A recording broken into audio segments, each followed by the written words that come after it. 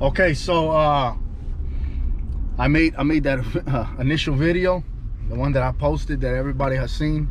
Well, mostly everybody. Anyhow, so quite a few people reached out to me about the video. Like a lot of people actually reached out to me. Surprisingly, it blew me away. Anyhow, so I'm gonna go meet with some people right now and talk about maybe further advancing this and going somewhere with this stuff. We're gonna go have coffee. You know, I love coffee, but so I'm gonna go over there. I'm gonna meet with them, and then I'm gonna see if I can record it. So if so, then, you know, because I kind of want to document this and just see where this goes, man. You know, blessed be to God. Thank you. So here's my story. So from the beginning. So I grew up here. Okay, I grew up here in Chico, and I guess I didn't have the best people to follow, so to speak. And I ran the streets, you know, and then eventually I got into gangs, and it just went snowballs from there. And I guess with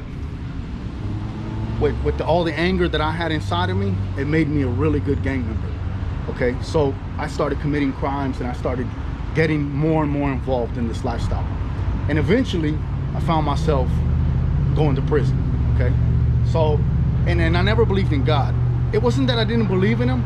Like, it wasn't like I didn't believe in him or the devil.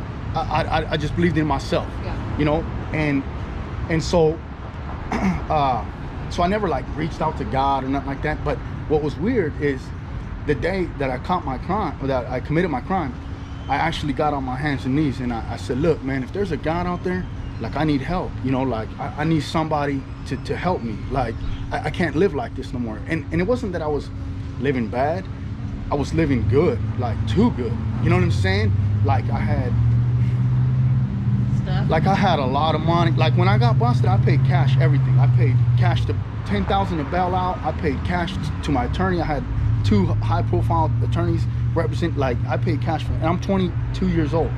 You know, and I didn't have no one to call and say, hey, can you come bail me out? I paid for everything. So I was doing well, so to speak, right? But the weight of that on your shoulders is heavy, man. And I didn't want to live like that no more, you know? So I went out, I committed a crime. I got into it with these with some guys. They were gonna jump me. An altercation happened and I shot him. Okay? It wasn't like I just went and shot some, you know, it was somebody within my society, okay? Which is still wrong, but okay. But different. So I leave. They pull me up in a lineup and they arrest me. Okay, the next day I get arrested, and I get hauled off. You know, and here? Yeah, on West 4th Avenue is where I committed my crime. I got busted in front of right by Whitmire, in front of the T-bar. Look me up. You'll find my profile. Some of it's a little wrong, but nonetheless.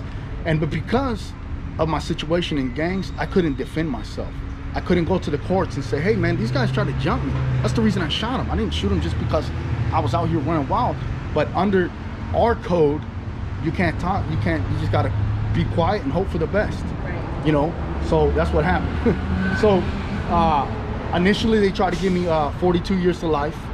And that's what I said. I just shot him, right? Come on. That's how messed up I was, you know? Did you kill him? No, I shot him in the leg. But believe me,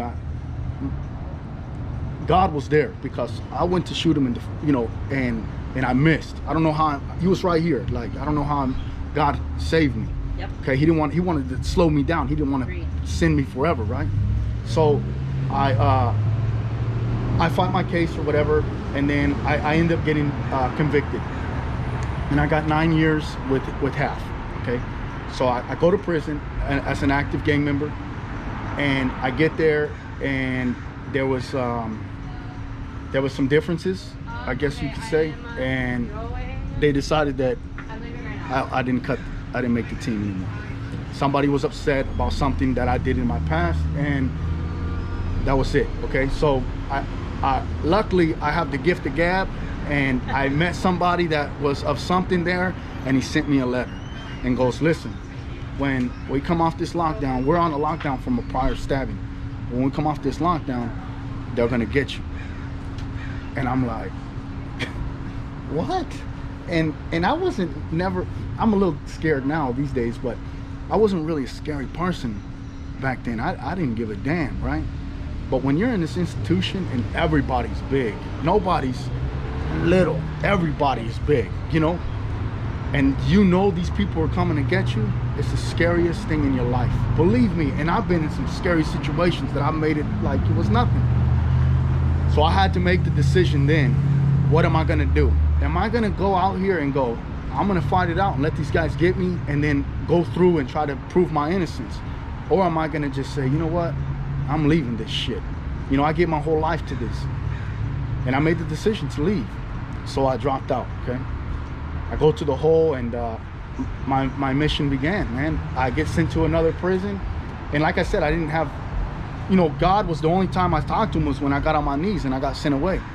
So when I get to prison, or after I leave there, I get to another prison and I made the determination, when I get to my next prison, I'm not gonna associate myself with any of that.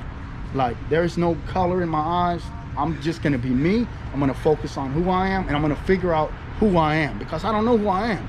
I'm gonna figure it out. So when I get there, I meet this guy, he's doing life and he's doing life and he starts working on me. He's Catholic. My whole, you know, my family, they're Catholic, you know, but I wasn't nothing, you know. And so he starts telling me, he goes, you're Mexican, aren't you? I go, yeah, you know, I'm half Mexican, I'm half white, you know. And he goes, well, you're probably Catholic. And I go, I don't know about that, man. I don't believe in none of that, you know. I didn't come to prison to find God, man. You know what I'm saying? Like, I didn't come here to find God, you know. And people look at that as like a weak thing in the can, you know. Like, oh, look at him now, you know. So I said, I'm not here for that, man. I'm here just to do my time, you know. So he kept working on me. He just called me, matter of fact. He's still doing life. He got a life soon. He's been on lockdown for COVID. So I haven't talked to him 2 months. He just called me, what's going on? He's an inspiration to me, man. This guy's a good guy. So he starts working on me. I find myself in the church, you know.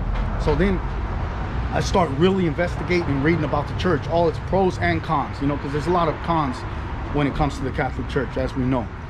And I didn't want to join another gang, so to speak, you know. Yeah. So I just read and read and read and read, and I finally figured it out, man. And I ended up getting baptized, and I went through all my sacraments, and I became Catholic, okay? So then when I left, I brought it with me, man, and I've just been going ever since, and God has been here with me ever since. And so that's my story, you know, that's where I'm at, you know. And, how long have you been out? I've been out 8 years. And in the time I've been out, I got a business. Okay, so I have no education, like this much. I learned how to read and write when I was in prison. Like, I don't have none of that.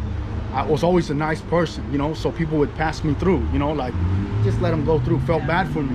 But I never learned anything.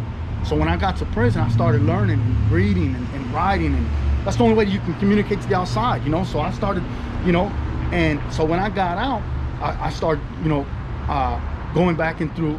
I've always been a painter since high school, so I just kept going. And eventually, my girl, she tells me, you need to get your license. And I'm going, man, I can't pass no test, you know, like I can barely pass the DMV test, you know. So she forces me into doing it, and I do it, and I passed the first time, and it blew me. I'm like, when I seen the screen come up, passed, I was like, and then for like the first few months, I'm thinking they're gonna call me and go, hey man, there was a glitch in the thing, get your ass back over here, you didn't pass nothing, buddy. You know what I'm saying? But I feel like God just keeps opening these doors for me, you know, and I just keep going through, you know. And so now I'm a contractor. I bought a house, we bought a house together, remodeled the whole house, and life just continues to accumulate for me, man. And like, we didn't have nobody to, like, here's a down payment for a house. We saved and saved, you know. She has a really good job, you know, and what she does, and it's like, and life is just good, you know. And I've always wanted to, I have a thing like this, like, no matter, like as a Catholic, we confess. We go to the booth and we confess and our sin and this and that. And I used to tell this priest, man, like, no matter how much I confess, man, and I look down, I still have like this blood on my hands, you know, like I can't get rid of that. Like, I need to get rid of that, you know. And he would tell me, like, it's because you have to go back, man, and fix what you did. you know. So I've always had that in my mind, like I want to come back and fix this, you know. When I first got out, I went to that program for Vidge, Youth Build Chico, I think that's what it's called, and I spoke to these kids for an hour, and when I left, these kids were clapping, and it was just weird how I touched them. And Vidge sent me like a message like this long on a text message. I'm like, damn, you know, and I couldn't go that much further with it because I was just out. I was struggling still. I didn't have a very good foundation. I didn't have a good job. I didn't have, you know what I'm saying? Now I have a lot of more flexibility.